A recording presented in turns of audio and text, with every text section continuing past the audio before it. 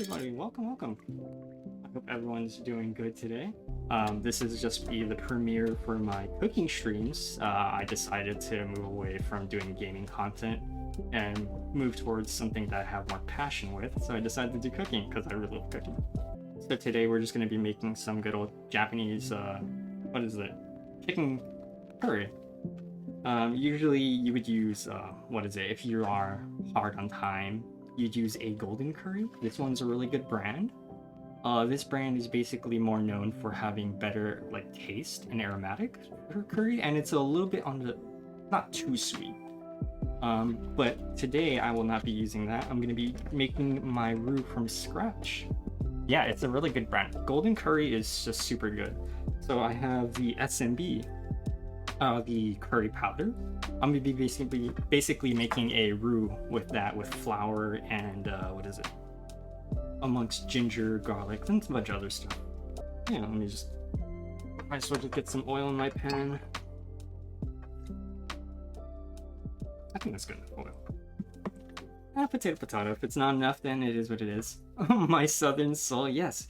We're making a roux today. Might as well start with veggies. I'll basically be teaching some this is some techniques I learned when I used to work at a Japanese restaurant back in the day. You will rue the day you cry. That was awful. That was terrible. Yep, I have a little bit of oil in there, just neutral oil. And basically we will be frying the onions and then the chicken, and then you'll add the flour and the powder, and then that'll basically be the base for the roux. And then I'll add various other stuff like aromatics and whatnot. This is basically vital for any Japanese curry. So this technique is basically called rangiri. It's basically a rotating cut. This is commonly used in a lot of Japanese cuisines, especially curries, cream stews, and stuff like that. And it's basically you cut in a diagonal, and then you rotate a little bit with each cut, so you get little pieces that look like this.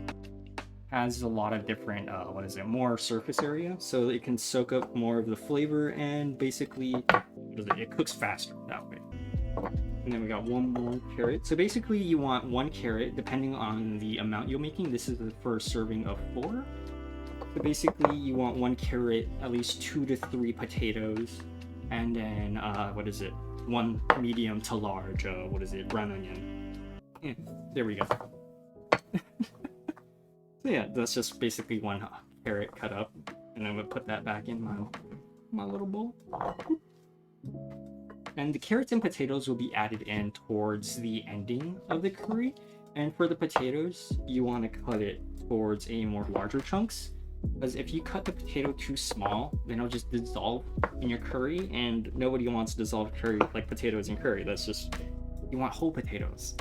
And it depends on the potato, but if you're worried about the potato breaking apart, you can just move the potato towards put it in towards the end of the curry, and that should be fine.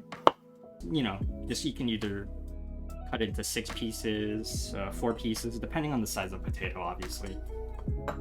And then onion. So basically you just want 1 onion. Sometimes I do 2 if I really want a lot of onions. You can either mince the onions until it's very fine, or you can just, what I'm gonna do, I'm just gonna cut the onions into chunks. Nice little chunks here. Yeah, I was nervous. I was dead ass practicing my knife skills for this thing. So I got 2 slices of chicken breast, because I like meat. Who doesn't? These are pretty flat. You want the more chicken to be more flat than big. Cooks more evenly in the pan. This is a technique basically called sogiri, which is you cut at a more diagonal angle for the chicken, so you get more flatter, and it cooks more evenly and more quickly. Well, I'm gonna toss my onions in already. Woo, that is a good sound. Not sure if you guys can hear that, but popping a little bit. Hopefully that's not absolutely destroying the mic in your ears. So that is basically it. And then we basically toss the onions and the chicken in first. This is ginger. It's like a tablespoon, or a teaspoon or so of ginger for this one. 4 tablespoons of flour. And you give that a quick little stir. Already developing some nice bond on the bottom of the pan there. That is looking pretty damn good. Let me get some salt. I got this cute little dish that I use basically to hold my salt. There's a little doggy on top. It's cute. I love it. Yeah, just a little bit of salt, a little bit of pepper. Alright. Basically just mix that around. You want to just brown the chicken a little bit, like make sure it's cooked all the way, like not all the way, but until the outside is not pink anymore. That is really what you're aiming for here, is because you don't want pink chicken. You don't want medium rare chicken. I ain't trying to kill you guys. Now is the time to add the Alright,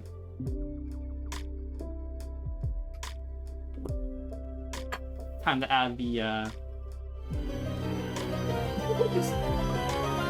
gonna flip that. Now it's all under control, I swear. Now it's time to add the magic. This is the what? No, it's not. I've never tried to poison you guys. I don't know what you're talking about. A lot of hoopla if you ask me. I can be trusted. Totally. You guys can trust me. And basically, you want to add your curry powder in and toast that so it's a little nice and toasty for some more flavor. Get the flavor going, you know? Get 3 tablespoons of curry powder. You just want to mix that up. Get that a little nice and toasty on the pan, you know? Make sure not to burn it, but you want to make sure it's like a little bit, it's stuck and clung to the chicken and the onions. You just want to toast that just a little bit, Basically with the flour, you want to make sure to stir this really well so there's no like little like chunks of uncooked flour in the pot, or else you get that raw flour taste, and that tastes like hot ass. Let's be real here. No one wants that. Nobody likes raw flour in their roux. And basically, you want to at least cover the chicken with your cold chicken broth. So yeah, basically you just want to scrape the bottom of the pan and remove the fond off. All that is flavor. You want that. You don't want that stuck to the bottom pan. So just give it a little scrape. The chicken broth will most likely help you, you know, get most of that off the bottom. So basically now you can add various stuff. So for curry, sometimes you can add chili flakes if you want it on the spicier side of things. You can add honey. I'm going to be adding honey and grated apple. This is going to give it like the sweeter taste that you find commonly in Japanese curry. Sometimes you can use chili flakes as well. Chili flakes if you want it spicier. Let's say you wanted a summer curry, it's really hot. You can use coconut milk, and it's more akin to like a Thai curry instead. Okay, now it's bubbling pretty nicely, so you're gonna add a little bit of grated apple and grated ginger. This is really nice to have. Let me just scrape the apple in there. This is gonna give it that nice sweet flavor along with the onions that you've basically simmered in earlier. And then grated ginger. This will help with any like that strong chicken smell. It's also a great aromatic, and it helps. It's just really nice. It's good for you too. You can add Worcestershire, and if you want a more richer curry, instead of Worcestershire, you can add beef stock. No, it's not instead of Worcestershire. Instead of chicken stock, you can add beef stock and Worcestershire, and that'll give it a more richer taste. All right, we're gonna add a little bit of tomato paste. This is gonna help elevate some of that flavor as well. So a little tiny spoonful of that. Actually, instead of Worcestershire today, we'll be using a little bit of soy sauce. Not too much. You don't really need a lot. Just a splash of soy. Help it with the salt. Give it a little more saltiness. And you can always add in salt and pepper at the end, so don't add too much. You can always add, but you can never remove. So remember that. Curry's already coming out pretty damn good. It's at a really nice consistency. If your curry does end up, let me add the carrots and potatoes before I continue on. Maybe a little bit more chicken stock if it does get too thin. So if your curry is a little bit too thick, you can add a little bit more chicken stock, of course. And if it's too thin, I would recommend making a cornstarch slurry. It's just cornstarch and water. You don't pour the cornstarch directly in. That's how it clumps up, and that's not good. So you pour cornstarch into a little container, fill it with water, right? And then basically you just mix it until it's homogeneous. It's mixed well.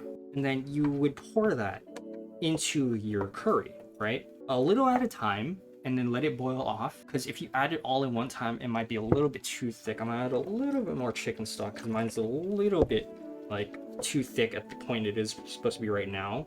I want it to boil the potatoes a little bit more. And now I'll add a little bit of honey. This is just raw honey. I prefer this raw honey.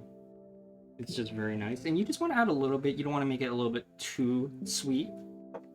It depends on one of your tastes. If you get like, for example, I'm not sure if you get like you have kids or a younger sibling or something, that makes it like you want it a little bit sweeter so they can eat it.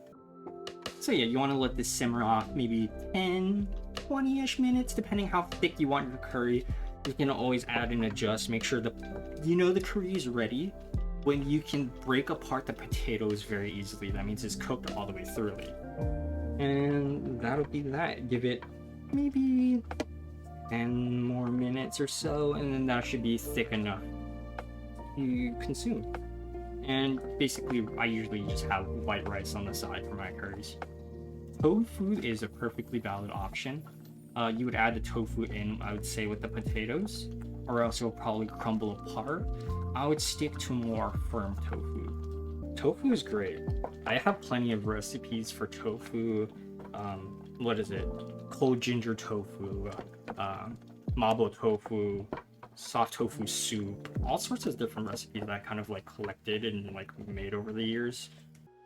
Make sure to scrape off the edges of your pan too, because like powder residue and stuff like will be collected up there. So you want to scrape that off and get those flavors back in the pie, you know, get the flavors checked down, you know, get them to know each other a little bit, you know, introduce them to each other, give them the hold hands and whatnot. I don't know, man. Yeah, never forget to stir your stuff or else it'll burn the bottom. That's not good. It's not desired at all. It should be almost done soon. Let me check on potatoes. Potatoes are still a little bit on the solid side. Can't break them apart easily. Add some water because I don't want to overpower it. It should be almost done. Goodness gracious, I forgot how long potatoes take to cook sometimes. And then at the end, you can always add salt and pepper to taste if it's not salty or like salty enough to your taste. I don't know, I have so many things. Probably next week we're gonna be making a hamburger steak on stream. That's gonna be fun. It's gonna be homemade hamburger steak with a homemade demi-glace. I don't know if I pronounced that wrong. If I did, forgive me. I absolutely murdered that pronunciation. This curry is a little bit more on the spicier side, so you might want to like adjust the amount of curry powder, and the stuff that you're gonna use. Maybe the amount of water, you might add a little bit more. I'm gonna add a little bit more. And turn the heat off now. I already got a little bowl of rice here. I guess I'm just gonna serve myself a little bit of this curry now. But yeah, that is basically just good old-fashioned Japanese curry. Let me give it a little taste test.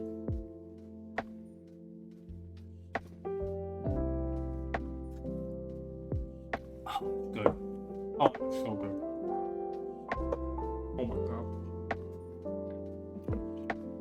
Ooh, that's really good. Nice little kick to it. Homemade Japanese curry will just taste so much different, like compared to like the brick made curry, like from the instant curry. But the instant curry is still delicious. Like, don't get me wrong, that stuff is still fantastic. Usually you can serve this with a side dish, something like Japanese pickles, various other side dishes to make it like a nice complete meal. Maybe a soup, like miso soup on the side. I'll show you guys how to make that from scratch as well. I grew up a lot eating Japanese curry. It's just one of my favorite foods to like make whenever I'm busy or I don't have like a lot of time. And it lasts for a couple days too. And the best thing about Japanese curry is the flavors intensify if you leave it overnight. The flavors get a lot more intense. Like the day after. Like second day curry is always the greatest thing ever. That's why you make a lot, so you have leftovers. Like gumbo, yeah. But yeah, that was basically the very first episode or stream for cooking with the salamander, or whatever it is. I'll find a proper name for it. Yeah, today I figured I'd make some onigiri musubi. Musubis are more like, what is it? Really from local. It's something that a lot of people enjoy. It's like you'd get it as a convenience store for $1 kind of. I just forgot to grab our star guests for today. The most important ingredients, actually. We are making, tuna mayo and salmon onigiri today, along with a fried chicken. Onigiri are just like these little rice balls. You always see them all the time in like anime. Very popular food in Japan, just because how simple and easy it is to make. They're very delicious, and I'm going to be serving them alongside with some karage that I already have pre-made here. And I also have a miso soup as well. Yeah, this is just some tuna that I had, some canned tuna with some mayo and some salt and pepper. And this is just like salmon, like just any ordinary salmon that's fried, and then you just kind of break it apart. And these are going to be our fillings for today. And I used to work at a musubi shop actually. It was a place called Iasumi Musubi Cafe. I worked there for a little while. Man, I made lots of musubis during my time there.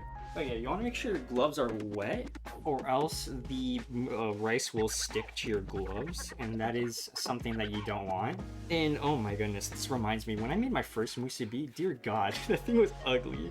So you know musubis, you would always see, they'd always be like these perfect little triangles, right? My first musubi that I made by hand was basically a circle. It was nowhere even close to being anywhere to a a nice little triangle. But then after a while, you know, you kind of get the hang of it, and it kind of gets it gets pretty. Yeah, you just make a little indent here and then just grab a handful. This is just some salmon with some sea salt on it. Nice and simple. I like making it myself because I can stuff as much filling as I want as possible, and no one can tell me. No one can tell me how much filling I can put in. I'll put in how much filling I want. So yeah, you just kind of like stuff, like make a little indent, stuff some of the filling in, and then put some more rice on top of it. And this is the fun part. This is where you get it to be the triangle. Jelly-filled donuts? Oh my god. Bakatare. And then you kind of like cup your hand into like a triangle shape like this. Like how do I say, like this? And then you kind of just fold it and press it and compress it slowly. This. Oh my gosh. Hey, there we go. It's looking good. And you kind of just flip it around both like a few times.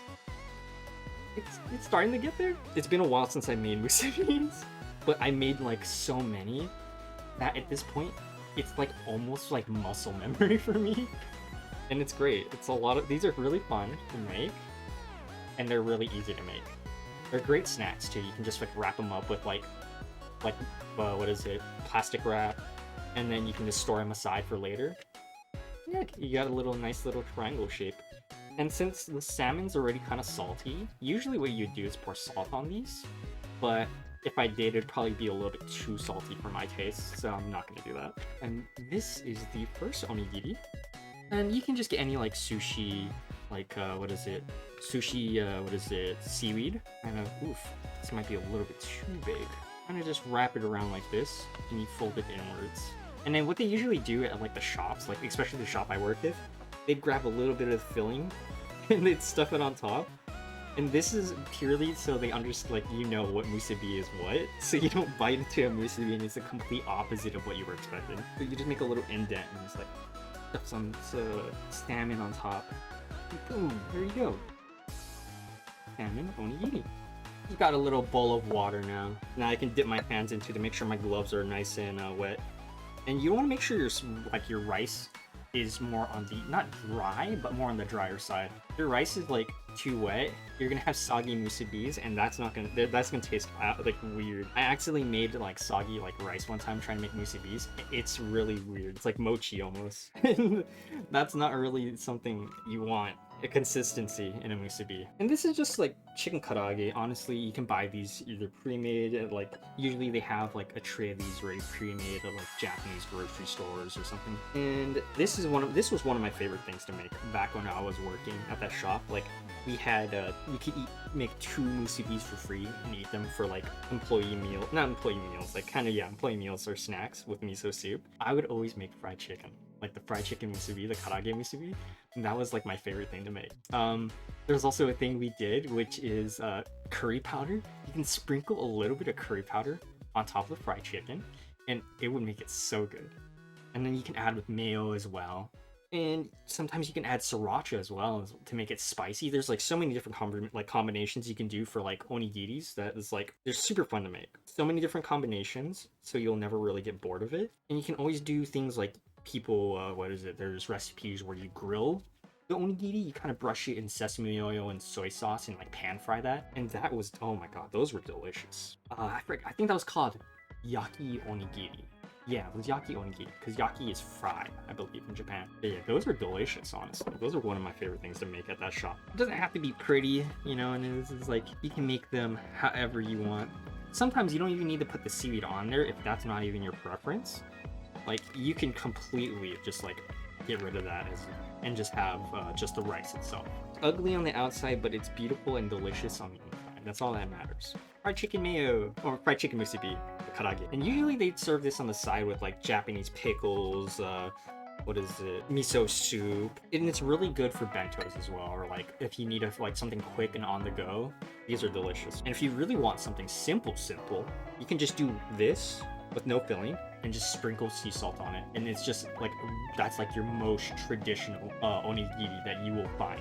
Those are like, and they're really good too. You might think that, oh, it's just salt and rice, but it goes a lot better than you think. And then there's all sorts of fillings that you can buy as well. I know there's fillings, what is it, at most Oriental Asian like grocery stores will carry some form like instant like pre-made like rice seasonings. They have like plum, shiso, seaweed, all sorts of different ones, and they're really fun to try, and they all have like their own unique like taste profile. I just realized I was holding a regular rice onigiri. I got so sidetracked because I was talking about like plain rice onigiris that I was actually made one. I was trying to make a tuna mayo one.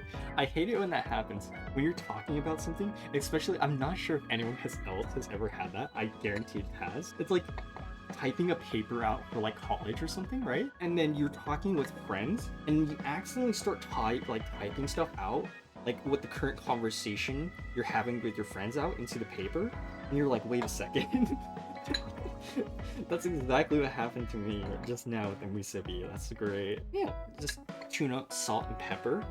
Very simple and delicious. This is my second favorite musubi, honestly. It's just uber delicious. Want to make sure you don't add too much mayo. Too much mayo, icky. I don't want my things drowning in mayo. You know your stuff is good if you can just like distinguish the individual ingredients inside of whatever it is you're adding mayo to. If you can't, you've officially added way too much mayonnaise. And that's just, honestly, in my opinion, really nasty. So yeah, this is the type of seaweed I'm using. It's just like a hand-rolled sushi nori seaweed. Like they have it like pre-cut and everything. How do I show it? Like this. It's like nice little even strips already made. So it's really convenient for making onigiris. There we go. Now it's beautiful. Look at that. My little rice and tuna filled child. It's beautiful, isn't it? And we add a little bit more of that tuna mayo on top. Bam! Oh, that's beautiful. You love to see it. So basically, it's a cute. I just cut a cute little piece of Spam. I'm pretty sure you can get this like all over the place in the U.S. I am not sure because I've been stuck on where I'm at for like my entire life. But yeah, just a little Spam. And then my favorite thing put on top of it is avocado. You can also put eel, like the, what is it? The Japanese eel with the sauce on it, the unagi sauce on it. Oh my god, that's delicious. You can also add tamago, bacon. There's so many different things you can put on top. Like, if you think it, you can onigiri it. That's my thing. If you believe hard enough, you can make a combination. I made some wacky combos back when I was working. And for Spam musubis, you kind of just like rolling the rice out into like a little like oval shape. Man, it's been a while since I made like a Spam musubi at home instead of just going out to like the 7-Eleven and buying one. Yeah, just give it like a couple tosses and you start to get it look like this. Oh, look at it, it's a little cute little guy. And then we get a thing of sliced fried Spam along with our, avocado on top. What I did with the avocados, I sprinkled a little bit of lemon on it, and that kind of helps it from browning and turning really ugly, like, you know, the ugly brown avocado you get. You accidentally let it air out. Now we shall adorn our child with this beautiful piece of seaweed. Oh my god, this is probably like the most pretty thing ever. Look at that. Look at that. It's just beautiful. Yeah, Spam is great, honestly. Like, don't sleep on it. You can do some crazy shit with Spam. But what you also can do, I didn't do it this time, but what a lot of people tend to do with Spam is they fry it in like a sauce. They do sake, shoyu, mirin. I think it's like very Japanese. Like it's very interesting how like the Japanese what is it? How much impact it had on like spam musibis, right? Very interesting. It's such a cool like mix of different cultures that made this. And this is this good old spam musubi. Just gonna put my little guy right here. Give him a little pat. A little pat on the head. It's a little quirky fellow. Really nice recipes. Oh my god, there's so many nice recipes out there. Like when I'm really bored, all I do is like scroll online, looking at like food blogs and like imagining what I could make with it. It's so much fun. Cooking is fun. Like it's a great hobby, honestly, to get into. Anyone can cook, that is my belief. I just use for the rice, if you're curious, I use a short grain Japanese rice. You can basically, it's just any like short grain rice is good. You want it on the stickier side. If not, if it's not sticky enough, tragedy will follow as your musubi will fall apart, like in front of your very eyes, along with your reality. Back at the shop I worked at, basically there was this plate. We had this little thing that had oden in it, right? It was like an oden pop, and I'm not sure if you guys know what it is, but there's this one oden, like this brand, not this brand, this one type of oden. It's like a mochi bag. It's like a little bag, like a tofu, like a, what is it? A bag that has a little mochi thing in it. But those things were such a pain in the ass because like we would have to eat so many of them. Because the rule is, if the mochi bag inside of the oden machine popped, like the mochi would explode out of it, we'd eat it. That's the thing. I eat so much mochi bags, I was sick of it. I never want to see another mochi bag in my, like, ever. Oh, this is the quintessential right here. Onigiris, karaage with lemon, and miso soup. The greatest combination ever. That's like every Japanese, like, what is it, like, meal. It usually consists of some sort of, like, rice, miso soup, and like your entree. So this is kind of like a deconstruction version of it. I'm gonna take a bite of this like spam musubi, honestly. This stuff is my favorite. Oh my god.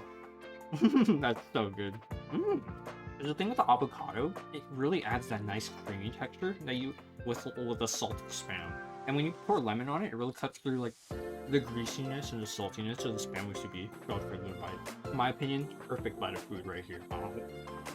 That makes me really happy. Encouraging people to go out and start cooking is honestly like one of my, like, it feels so great. And then I'm gonna come in here and grab a little of that lemon.